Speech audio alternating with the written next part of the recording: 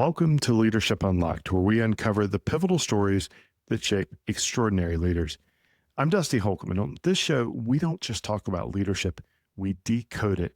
In every episode, we sit down with the change makers who've walked through the fire, challenged the status quo, and emerged with wisdom worth sharing. These aren't just lessons, they're lived experiences, real moments that reveal the mindset, the resilience, and the clarity behind lasting impact. Today, you'll hear one of those stories. Busy isn't your problem. Resistance is. The Vances built a top 20 leadership firm by pinpointing the 7 issues that stall growth, dilute accountability, and slow cycle times. In this episode, they share their journey towards creating clarity and consistency in how leaders show up to serve as the hero, never the villain. Let's get into it. This is Leadership Unlocked. Dorothy, Garland, I am so excited to be here with both of you and to dig into your journey and the lessons you've learned along the way. And particularly glad that it is both of you here, not just one of you. You know, I'm not going to ask either one of you to say who's the brains in the group. I know how that goes, Dusty. I'm not going to ask either one of you to say who's the brains or who's the the mastermind here. We all know. We all know. But with that said, I'm super excited. I'm glad you're here. I'd love to learn a little bit about how the two of you got to be standing here together talking about leadership. You know, that's one of the questions we get the most.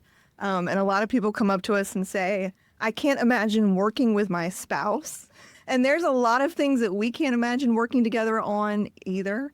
But doing what we do, we've just always done it. And we don't know any better. We don't know any different. We actually started out together. I convinced him to be a writing major in college with me. So we started writing actually before we even got into leadership.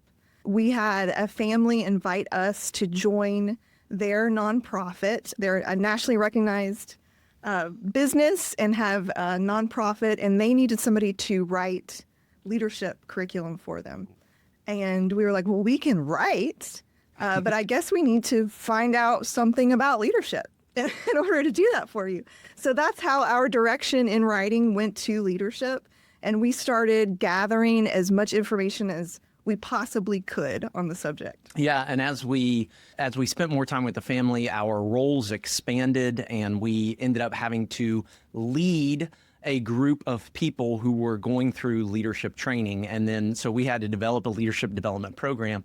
What that opened up for us, Dusty, was this ability to talk to philosophers and theologians and business leaders and nonprofit leaders and psychologists and therapists and all of these different people who were part of this family's network. And we got to talk to them and say, hey, if you only had a few years to develop a leader from the ground up, what would you do?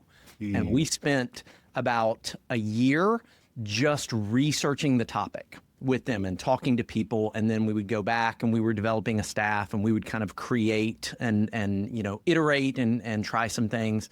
We ended up leading that program for, between the two of us, about 15 years.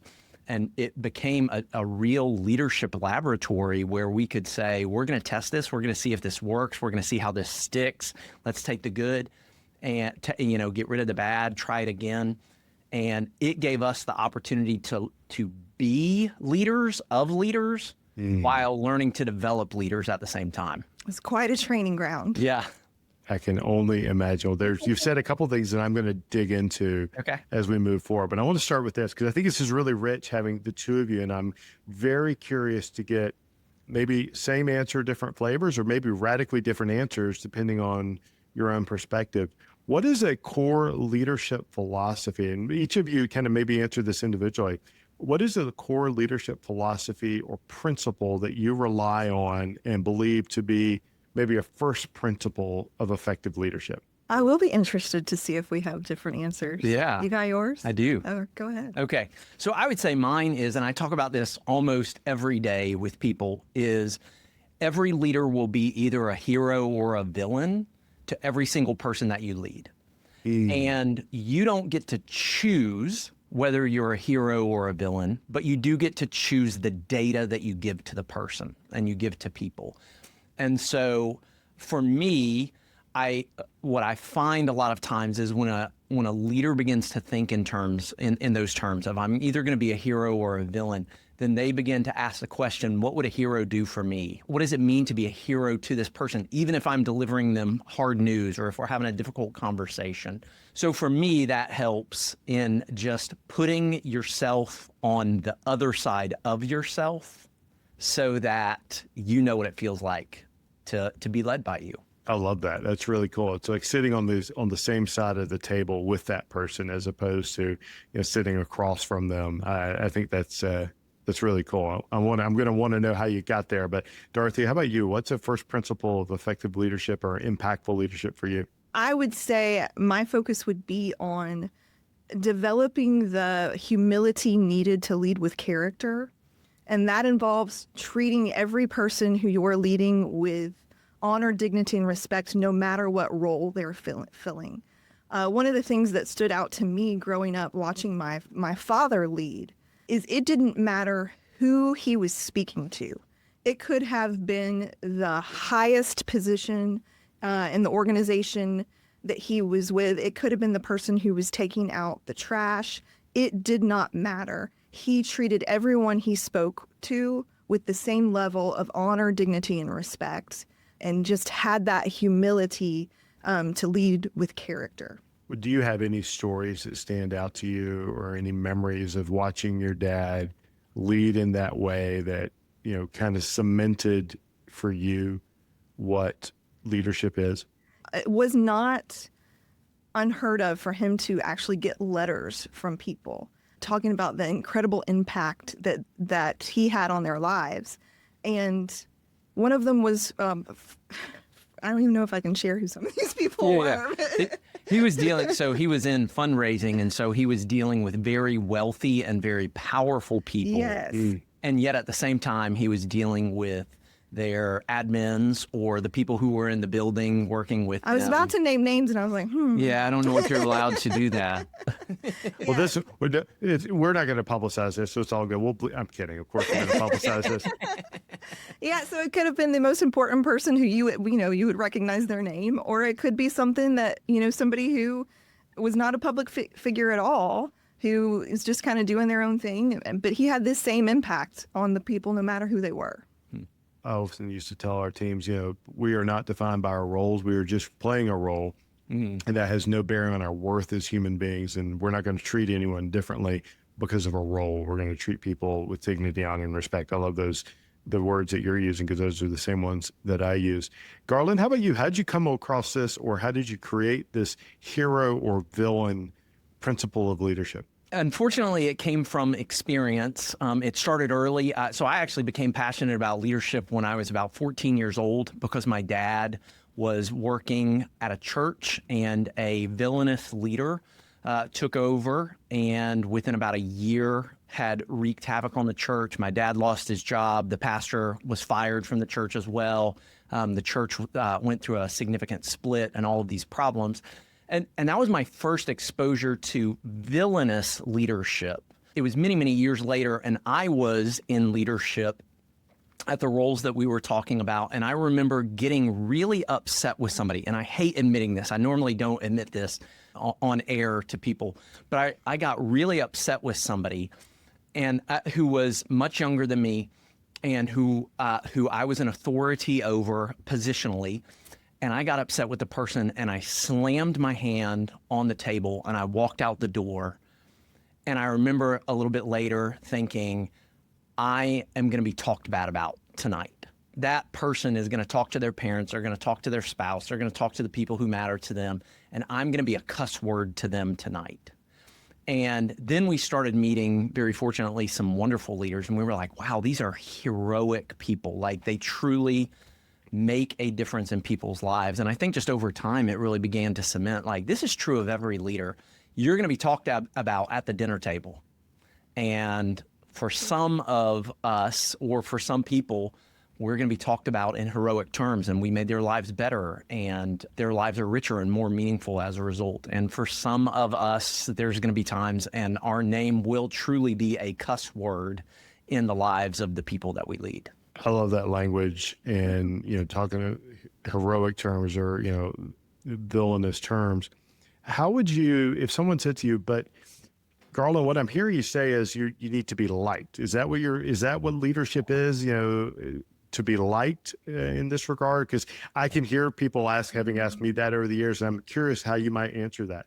Yeah, I would say that a really good hero, Batman, let's say, for example, Batman is not always the hero that the people want, but he's the hero that the people need. Wow. I just pulled that out. That was amazing. Right out of the movie. Right out of the movies. I've never said that before on any interview. But we have some really good material here. yes, there we go. But I do think that's very, very true, is that a true hero does the things that people need, which sometimes will result in them being liked. I can think of many examples where heroic leaders did something that I really, really liked. But I can also remember many, many examples where heroic leaders said very hard things to me that changed my viewpoint, that changed my trajectory, that challenged me. And I didn't appreciate it in the moment, but I appreciated it later. Yeah. And I think sometimes the difficult choice that leaders have to make is, am I going to be heroic to the organization as a whole, or am I going to be heroic to the individual? And sometimes those things don't line up, but most of the time our responsibility is to the organization, which makes us unliked by individuals at times. Somebody once told me is, if you're worried about being liked, then you're thinking about the wrong thing because you're worried about you. When you're worried about the other person or the organization, you have the attention where it needs to be as a leader, because when it's about leadership, it's not about you. You're wearing that responsibility. And I like the Batman reference. I'm kind of curious. Came out of nowhere. Are we talking Michael Keaton or Christian Bale? I'm talking Christian Bale. I'm talking, just to be clear, the dark voice, the gravelly one, the Dark Knight. Understood. That's right. It's interesting. Oftentimes we talk about what we want versus the actual prescription we need. We want to hear all the good things about ourselves and from our leaders, from our bosses, and we don't want the medicine. And sometimes it's the broccoli we need when really all we want is the chocolate. And our job is to make sure we're serving what people need and do that. Do you have any ways of pausing to orient yourself to make sure you are, have a moment to decide, I'm going to be the hero or I'm going to be the villain, or what is it that a hero or a villain would say? What is it this person will say about me later? Do you have any tips or tricks that you would give someone to help them shift their thinking in the moment to ensure that they are intentionally playing the role that they need to play for themselves or for the organization or for that other person? So just me personally, most of the time, I don't struggle with knowing what I think they need. The question is, do I have the courage to say or do what I think they need? And so I think for me, a lot of times the pause comes with, hey, am I going to be courageous enough to be disliked, possibly? Am I going to be courageous enough to tell them what I think they might really need to hear or do or understand?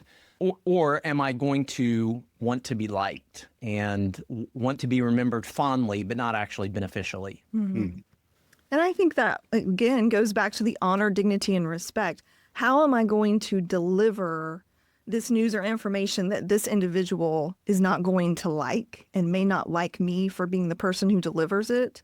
But we can deliver it in a way that's not cruel. It still treats the person with kindness. Does that mean it's easier for you to do? Absolutely not. Absolutely not. I think that's one of the most difficult things of leadership is knowing that we affect lives. Yeah. And we don't always affect them in the best way, especially when you're talking about individual people. And knowing what it feels like to be on the other side of that and have our lives affected in really, really powerful ways by other leaders, and then having the responsibility to turn around sometimes and do that to people ourselves when we know what it's like, we know what it feels like. I think one of the you ask about tools or reframing. One of the things that we say often, we've said this with our kids, we've even said it with people that we're working with, is we'll say that person's name. So let's say the person's name is Jim. will say, hey, I'm going to have to say some hard things. As I do that, I need you to know I'm on team Jim. Like, I am on your team. I am for you. I want you to succeed. It's in your best interest and my best interest that you do succeed. But just because I'm on team Jim doesn't mean that it's going to feel real great. And just saying that up front, like just level setting and saying, okay, I recognize this is going to be a hard conversation. I'm on your side, but things have to be said. And it's that even allowing someone to have a moment of disassociation from the personal feeling personally attacked or convicted or whatever that it may be, it never gets easier. And it's always hard.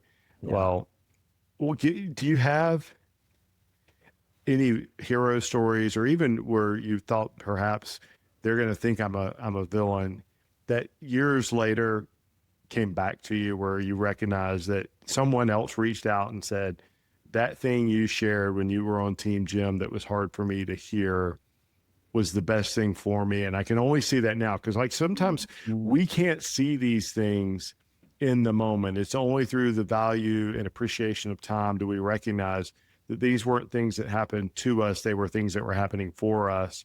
Do you have any stories like that, or have any situations where you've had a person that you've had a conversation with come back to you years later? We did get a letter one time. Do you remember that? I don't. I'm glad you do. Yeah, we and it was really impactful. It was from our years with this nonprofit when we were training young leaders, and we had to make a very difficult decision about one of the students who were in our program. She was going through a really hard time, and she didn't at the time like the decision that we made.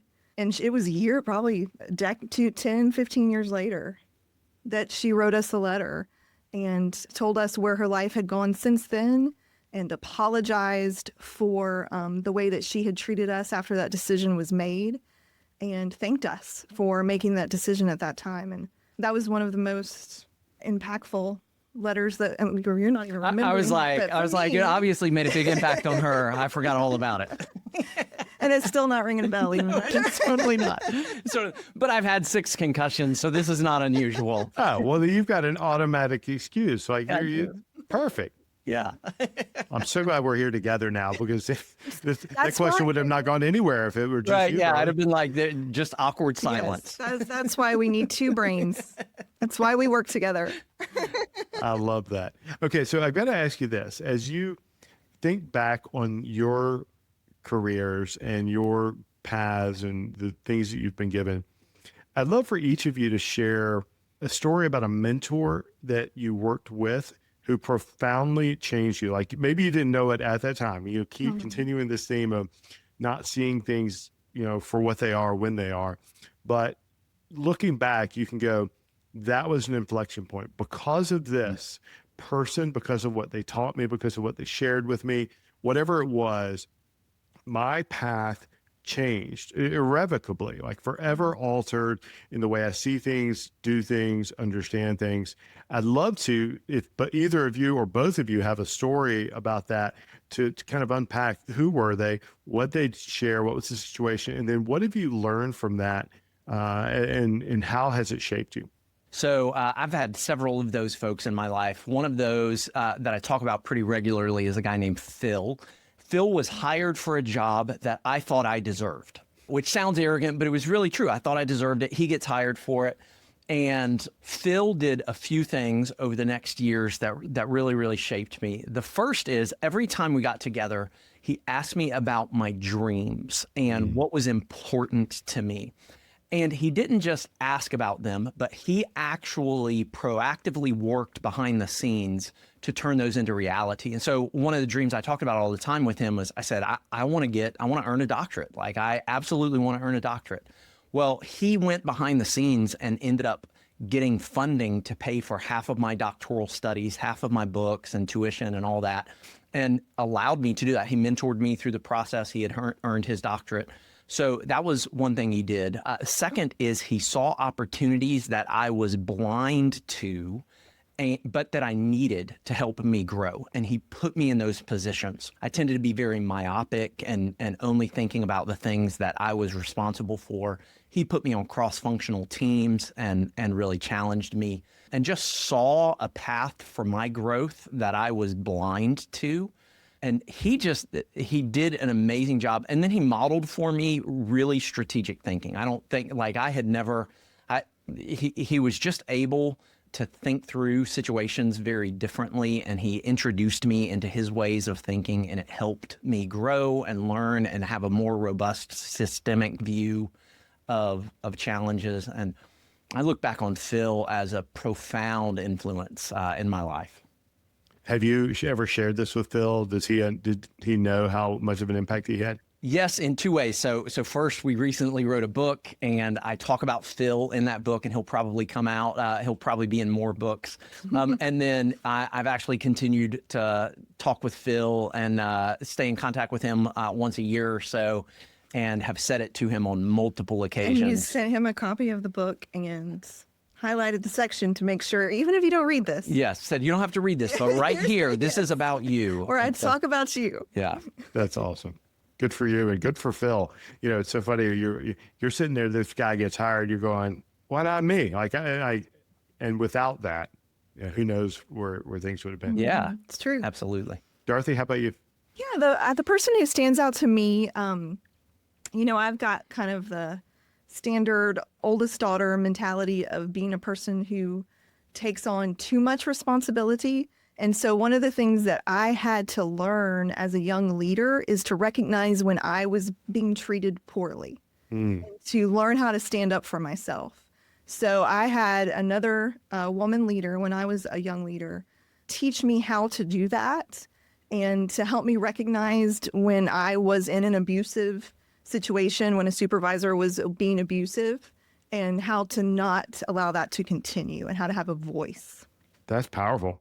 Well, let's unpack that, because I imagine a lot of our audience, and I've talked to, like you guys, hundreds of leaders, and there are people that go, hey, I'm working in a toxic environment or a toxic relationship with my boss. How do you learn to stand up to someone, or how do you learn to stand up for yourself? What was the lesson that you were given that has served you so well over all these years? One of the particular stories I think about is I organized an important meeting one time because there was some conflict going on between a couple of organizations. And when my supervisor got word that I had done this, then not only did he include himself in that meeting, but he told me I could come, but I was not allowed to say anything in the meeting, even though it concerned the organization that I was leading. So we got to the meeting, and I made it clear right away that I had organized the meeting, and I kicked the meeting off, and I told them why the meeting was organized, and here's the conflict that needs to be resolved. I didn't allow him to bully me in that situation, but I let it be clear from the beginning that I still had control over the meeting that I had called. And it worked. I think I knew this person well enough to know that was how you handle him in particular. I don't know that would work with every bullyish, abusive leader, but he was the type of person who just needed the other person to stand their ground. So I think a lot of that has to do with knowing the individual and how to handle the individuals. I don't know that I could give an overarching answer of how to deal with every bullying or abusive leader. 5 steps to deal with a bully boss. Yeah. Except just to know them, to know what it takes for that individual. Well, I think that's an important point, right? Is to understand them and to understand, okay, I'm not going to be diminished, right? My worth as a human being, as a dignity, honor, and respect cannot or will not be diminished because someone else is making poor behavioral choices. And so being able to stand up for yourself. And in that case, and I've worked with people like that as well, like they only needed you to stand up to them. And then once they did, it's like suddenly everything was normal. And I remember that experience once going, wait a minute, what just happened? Did I just enter the Twilight Zone? Because now this is all like kumbaya land. And then I realized it was all a game. Like that was for them. It was just That was just part of the game. Let me ask you something. Are you leading off of instinct? I mean, you've got the vision, you've built the thing, but most leaders I talk to are still flying without a system. Our Vision to Victory Leadership Accelerator changes that. It's a 12-week experience where we install the leadership operating system you've always needed: purpose, strategy, metrics, execution. But it's not just a course. It's not more content. It's a small group of leaders who are done chasing clarity and ready to lead with it.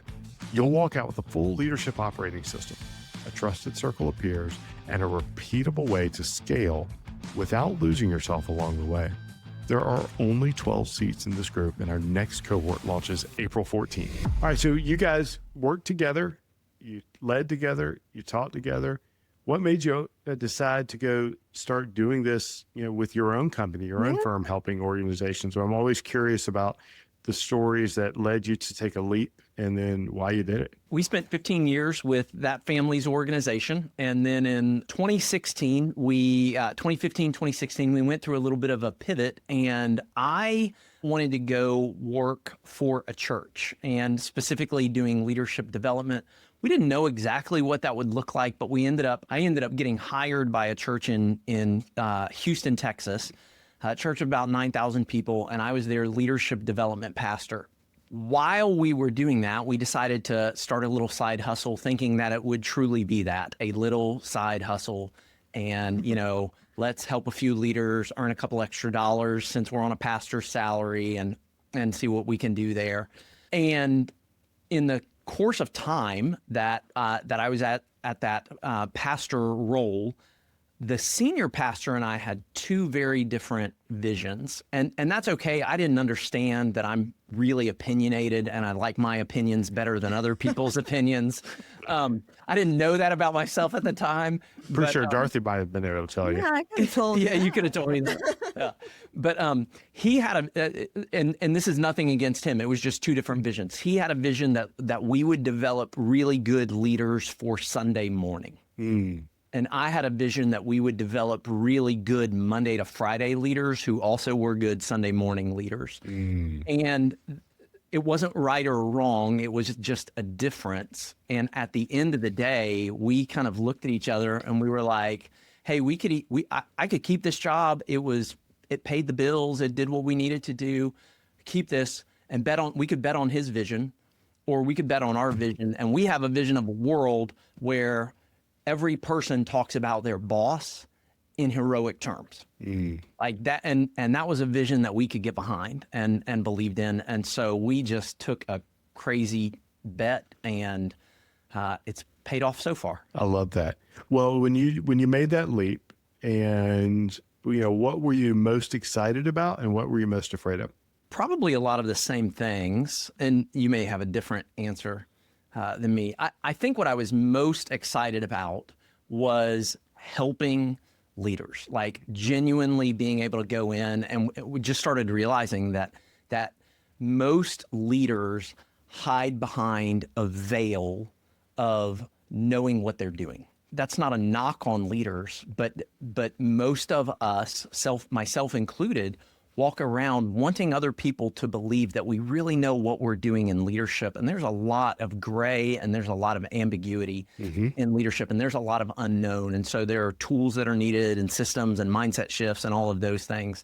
I got really excited about seeing a leader move from ashamed to being confident and competent and beneficial to the people around them. And I was simultaneously terrified of that. I was terrified that I wouldn't know what I was doing. And granted, by this time I had a doctorate in leadership. Like I had some experience and things like that, but still there was just this terror of what if I don't know what I'm talking about? And what if I can't actually help people? And that was pretty terrifying. I think for me, by that point in our life, we were pretty beat up, and we had been around the block long enough to have felt the pain of leadership, pain we brought on ourselves by, just mistakes we had made, and pain that had been put on us by other leaders, by poor choices that other leaders had made, poor choices in how we had been treated without honor, dignity, and respect, and just knowing what that felt like. So the thing that I got the most excited about then and still am the most excited about today is that we can alleviate some pain just to individuals and just to the world of pointing people in the direction of what true, good, pure leadership looks like, and to get rid of some of these distortions of what leadership is not. And that, I think, it removes that pain from people. This mindset of people get promoted into a role and then they're expected to know how to lead. I mean, the most common issue that, comes up in almost every leadership survey and, groups with highly competent, highly capable, very successful leaders like YPO and other groups is imposter syndrome, right? Am I going to be found out that I don't know everything? And, then actually being able to recognize that not knowing everything is actually part of the journey. It's part of the strength of being the leader. Like that's not your job to know everything. It's your job to know where you're going and to help the organization figure that out and then get everybody else there. Yeah, I think it's so interesting that you would say that. We were having this exact conversation yesterday because we're big leadership nerds and we talk about leadership a lot. And we are all the time just falling back into these conversations. At the dinner table, on dates with each other. We have to be like, shut up. We can't have this conversation. This is work. But we were talking exactly that, how you can tell the difference between a seasoned, mature leader and a new leader who doesn't know what they're doing by how much they will tell you they need help and they don't know what they're doing. The seasoned, mature leaders, they'll say, you know what, I'm not the right person for this. I need your help in this area. Whereas the young leaders think they have to put on a show and that they have to convince everybody that they know what they're doing in every area and do not require any assistance, just hiding that imposter they feel underneath. But once you own that imposter and say, hey, I'm not good for everything, that's when you really start to develop and grow and gain some of that maturity as a leader. What advice would you give someone who's navigating that tension right now? Because I'm sure we have people in our audience who are earlier in their leadership journey or newer to a next level leadership role. And they're going, oh, that all sounds great, but I have to have the answer. That's what I'm supposed to do. How would you encourage them, or what advice would you give them to help lean into that place of vulnerability that actually is a reflection of confidence in who they actually are as a human and a leader? People love to feel like they are needed. So for a leader to develop that curiosity to ask questions and to get to know the people around them, the people that they're working with, to know them so well that you can look into them and see their potential and what they can contribute. And then to call that out in them. And all this, it goes back to the hero. That's what makes people a hero, when you can call that potential out in someone that they don't even see. It's such a rewarding experience for both the leader and the person who is being led to know that the leader needs what they have to give the world and what they have to give the organization. Awesome. You mentioned, Garland, and I'm curious about this. Right when we first got started, you were talking about your journey being thrust into being a leader of leaders. What is that? Like, I think there's a mental shift between leading a team and then leading leaders of teams. How would you define that? What are the perspectives and the differences between those two? Like, when you're a leader of leaders, how do you need to think about showing up differently? Maybe you don't, but I'm very curious to get your insights, both of you actually, on this, of course. But like, what is a leader of leaders, and what does that mean in how you need to show up when you're creating influence amongst people who are also leaders of teams and organizations? Yeah. So first, let's define leader. So whenever we talk about leaders, what we're talking about is somebody who they have three characteristics. Okay. They see a clear, preferred, and desired future. So they're focused on the future. It's clear to them. It's preferred. It's better than what is currently. And it's so desired that they are willing to work for it. Okay. So they see the future. Then the second characteristic is they gather others around that future. So it's not a cult of personality. It's about the future we're trying to create together. They gather others around that future. And third, they mobilize others to create that future together. Okay, so they see, they gather, they mobilize.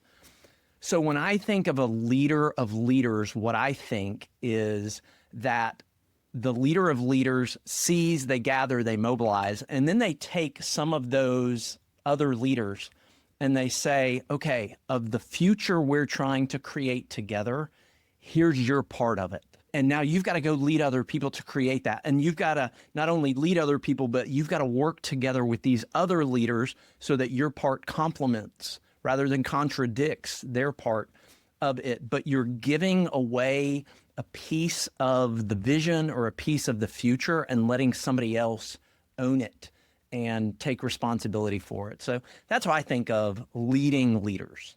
When you work with folks in this regard, what are the stumbling blocks or what gets in their way? What prevents someone from being as effective at leading leaders when they start that journey or, as they're trying to create that impact and influence?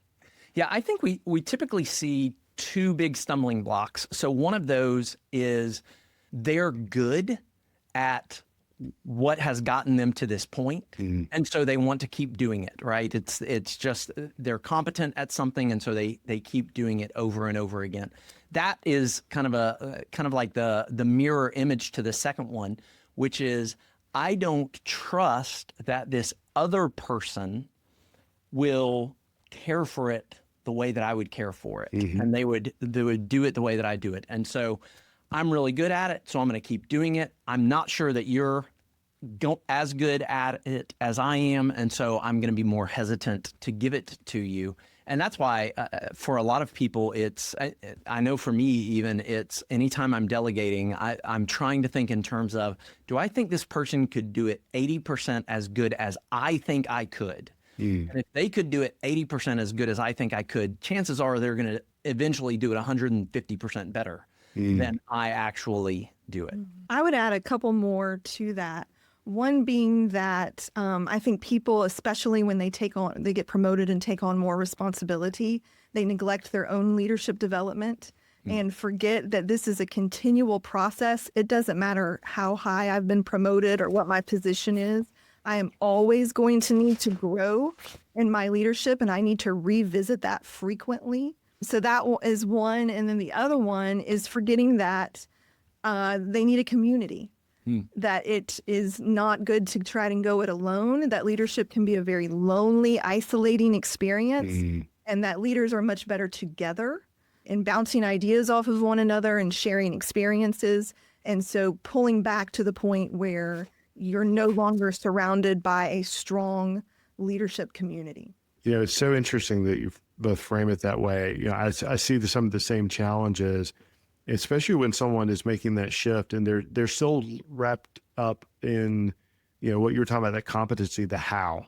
The ability to start shifting your energy into where we're going and what success looks like. And I find that to be one of the most common conversations is leaders spend a lot of time, myself included, like how things are going to be done, what we're going to do, as opposed to the delegation of this is what success looks like. These are the results we expect, the outcomes we want. Now, how do we orient on getting there? And, I was having a conversation just earlier today with somebody, and that was that they were navigating that same tension of, if I could do it better than it can be delegated. It's like, yes. And maybe that's good enough. Maybe 80% of your very best is actually good enough for this thing. And you've been overcooking this thing. Yeah. Or to your point, they're going to get to 150% at some point. And then having a community around them that makes it safe. There's that old saying of leadership is lonely is true. And it's there for a reason, because it is, but it's self-inflicted. That's always been my belief. It's absolutely self-inflicted, because there's a world and a whole host of people who are out there ready, willing, and able to help in mentorships and forums, or just in friends picking up the phone and going, hey, I've got a question. I'd love to get your opinion. And I know I take those calls, and I've not ever turned someone down when they've called and said, hey, Do you mind giving me a few minutes? I've got a question. I'm really struggling with something. I'd love to pick your brain on it. Yeah. Of course, that's what we're here for. I've got one more question, then I want to go to some rapid fire questions. When you started research for your latest book, and I love the book, Getting Unbusy. It was one of my favorites. I honestly need to have some of those lines tattooed on the inside of my eyeballs, because every time I say, when somebody says, how are you doing? Oh, I've been really busy lately. I'm like, oh, if Garland would just throw something at me. Because it's true. And it's a badge of honor for our society today. So when you wrote that, it's profoundly good. And I'd highly recommend anyone listening to read that. When you started researching the most recent book, the one you've just released, what was your motivation? What was the problem you were trying to solve? Because writing a book is a lot of work. You're not writing it because you're going to stand, on top of Mount Everest and everybody in the world's going to read it. I mean, maybe they will, but you got to be internally motivated. Yeah. What was your internal motivation, and how did you anchor in on that? Yeah. So the internal motivation for us was that most leaders are aware of the problems they are experiencing, the presenting problems, right? Which could be reduced revenue or low employee engagement or, high turnover. There's all these different problems, and they're keenly aware of those. What it feels like is going to a doctor and saying to the doctor, hey, my stomach is upset and my knees are hurting. I feel real headachy. And imagine that the doctor said, okay, here's all of the medicines in the world. Pick which one you think is right. And that's what it feels like a lot of times is we go into a bookstore and we're like, okay, where am I supposed to get started? We call up a friend. Okay, what are they going to recommend to me? And so what we started doing was researching the actual issues that cause 95% of the problems that leaders experience. And the beauty of it was we've been researching this for close to 20 years off and on in some different ways. And the beauty of it is we found there's only 7. There's only 7 issues that cause at least 95% of the problems that leaders experience. And so what if we could instead go to the doctor, a leadership doctor, and say, here are some of the challenges that I'm experiencing. And the doctor could say, here is the specific issue. And therefore, this is the medicine you need. That's pretty powerful. Like it takes all of this complexity away and allows you to go, okay, great. What do I do? Right. That was the goal. That's the goal. Yeah, because that's where people get stuck, right? It's like, I've got all this stuff and I just tell me what I need to do. Let me go do something and start taking action, because most leaders are prone towards action. Like that's why we're in the role. We're here to create a vision and create action towards making that vision a reality.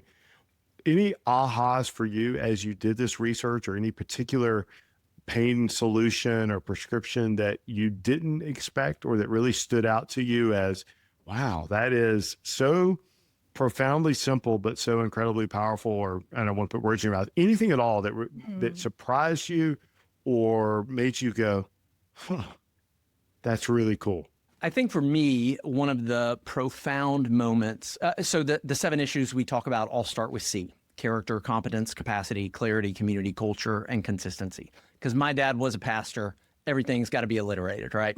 What really stood out to me is that there is a distinction when we talk about character. There's general human character that everybody needs, including leaders.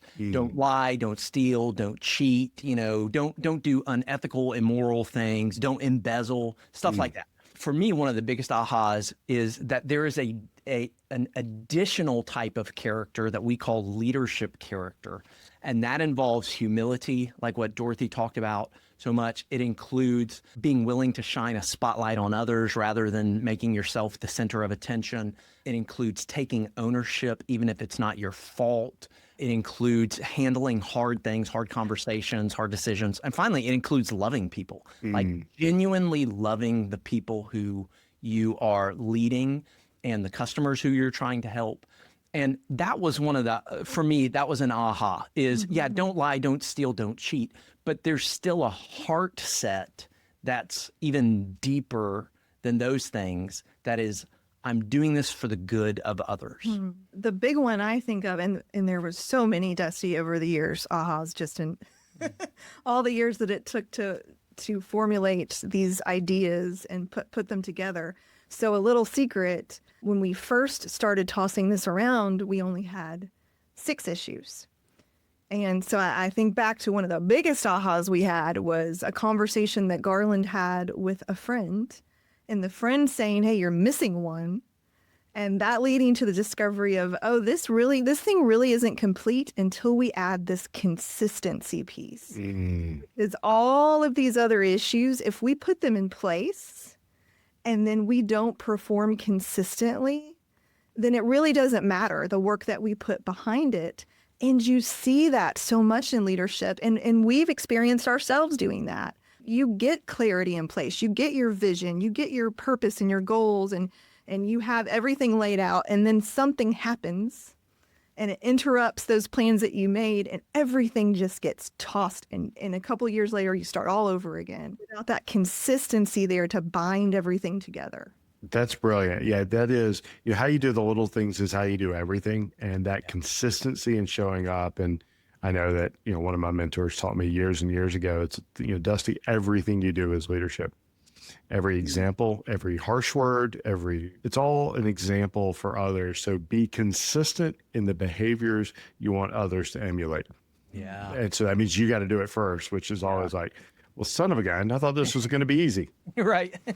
I'm just going to tell him what to do, tell her what to do, and then we'll be good. I will have led them, but no, not that easy. I'm sitting here mindfully thinking, like, you know what? I need to include your book, this most recent book, in our welcome box for our Leadership Accelerator programs, because I think it would be, those are 7 lessons that are so powerful for everyone, regardless of title, regardless of, breadth or, depth of experience. This is how you actually have to show up in the behaviors that will help you be more impactful. I'm curious, other than your book, what's a book that you believe every leader should read? My answer is Leadership and Self-Deception by the Arbinger Institute. I reread it about once every other year. It's really, for me, that was where a lot of the ideas around leadership character began to be formulated is, oh, wait, like my heart has a huge impact on how I perceive people, how I treat people, and how I give them permission to treat each other. I wish I didn't have to read it, but I do regularly. Yeah, I'm going to answer just a little differently here and throw out a general genre. So the most effective leadership books that for me are biographies. I love to read just a whole picture life of a person, and I prefer that over leadership books with just theories and things like that. I like to see how a life actually played out. One of my favorites that I read in the past couple years is called The Loves of Theodore Roosevelt. And it's about the women in Theodore Roosevelt's life and how they lived in a time period where they really couldn't have a platform for themselves, but they rose this man to the incredible platform that he had. And he would not be President Theodore Roosevelt that we know today if he weren't surrounded by these incredible women in his life. It was fascinating. That's really cool. I have a tendency to love biographies as well. And so I'll read the leadership book, and then like my relaxation reading, and my wife gives me so much grief for it. She'll go, what are you reading? I'm like, I'm reading Ulysses S. Grant, or I'm reading, some story about, something. And she'll go, that's your fun reading? I'm like, oh yeah, like that's my fun reading. I'm reading The River of Doubt about Theodore Roosevelt's journey down the Amazon now. And it's like, yeah. So I agree with you. I have not read this, and I'm going to be fascinated by it because it isn't about the leader. It's about how all the cast that got them there, and especially during that time. Yes. What is the best leadership advice you've ever received and ignored? Gosh, the best leadership advice I've ever, best leadership advice I've ever received and ignored was probably from my dad. He's not going to like this. When I was in high school, I had a really big vision of who I wanted to be and where I wanted to go. And I remember my dad saying to me, Garland, you're a big fish in a small pond, because I went to a really small school, like graduated with 28 people, right? And he said, you're a big fish in a small pond, and one day you're going to realize how small you are. And he meant that in all love. If he's listening to this podcast, he meant that as a very, very loving thing, because I have a tendency of being highly opinionated and a little bit arrogant, or maybe a lot arrogant, and just kind of wanting to do things my way. And he meant it in a really loving way. But I remember it impacted me for many, many years where I did play small. And I remember finally coming to this moment probably 10 years ago where I was like, I get to choose how I play. You know, whether I play big or I play small, I get to choose how I play. And this was the leadership advice, or the leadership insight that I gained from it, is how I choose to play affects all the people I play with. I want to play big because I want other people to play big. Rising tide lifts all boats. Yep. Love that. Dorothy, how about you? Yeah, for me, I think there were times in our lives where we were in one of those toxic situations we talked about earlier. And we had people who, in very loving ways, tried to be supportive and tell us, you need to get out. This is not healthy. This is not good. And we thought we could handle it and stayed much longer than we should. So now, we find ourselves so often in that other position of being able to see clearly from the outside of someone else's situation and try to coach them from our experience of, it's okay to get out. What's a daily practice, not even leadership related, but what's a daily practice or discipline that you follow because it makes you a better human, better husband, wife, father, mother, whatever it is? What's a daily discipline or routine that you practice because it makes you better? I have a 5-year journal, and it just has a little bit of a space that I can fill. So it gives me a limit of how much I can write, because I need that. Or else I just sit there and write forever. But for me, it's a closure practice. What that journal does for me is, you have the experiences and you have the thoughts that need to be processed from those experiences. And once I have written that down in my little 5-year journal, then I can move on. I can pack that away. I can take what I need to take from it and get on with things. I ask 3 questions almost every morning. It's, what did I accomplish yesterday? So that helps me feel like I've already got momentum going into today. So what did I accomplish yesterday? What am I grateful for? Reframing my attitude of just look for a few things that I'm grateful for. And then what will I do differently today than what I did yesterday? Are there areas where 1% difference or little tweaks can make a big difference? I love that. Yeah, I love both of those practices. Dorothy, my wife, has that same, or probably the same 5-year journal, and it's a little snippet. And she's fascinated to start getting to the next year and the next year and the next year to look back and see those memories and those things that were important at the time. And Garland, I feel the same way. Like the whole gratitude reframing, I would say, is probably one of the most powerful practices that I've ever been gifted, is that practice of gratitude. All right, last question. What is the other person's leadership superpower? Oh. And I might be causing all kinds of marital dissension and issues. This may actually be very therapeutic. Oh. This may be very therapeutic. I don't think we have ever thought about this question. I feel like I know yours. Oh, you know? Well, I feel like I know I feel like Dorothy is a very, very gifted person. And so picking one is very difficult. But I will say there is one that I've consistently seen her do, and that is her ability to understand the driving motivations of people and what's kind of going on internally to them, and discerning from that what needs to happen, how to approach that person, how to care for that person. And I think of so many times where we would finish up with a meeting and Dorothy would say, "Hey, did you notice this person was disengaged?" And I'd be like, "No, I was talking about," well, of course I didn't notice that. And she was like, "Something's going on. Why don't you follow up with them and just see how things," and I think you've always done just an amazing job at seeing what's going on internally with people and knowing how to help them and care for them, and also leverage their skills so that they get the most out of their roles. And me? Yeah. I'm just Well, I feel like I could talk about you all day because, first of all, Garland is brilliant. He has this brilliant mind. And one thing that his mind is really good at is taking chaotic thoughts and ideas and simplifying them to where people can understand. So he's a gifted teacher, but he also teaches in authentic love. And I cannot tell you the number of times that people have commented to him just how important he makes them feel. That teacher persona that you have of not only passing along information in a way that people can understand, but passing it along in a way that makes them feel that they are seen and cared for. It's an incredible gift.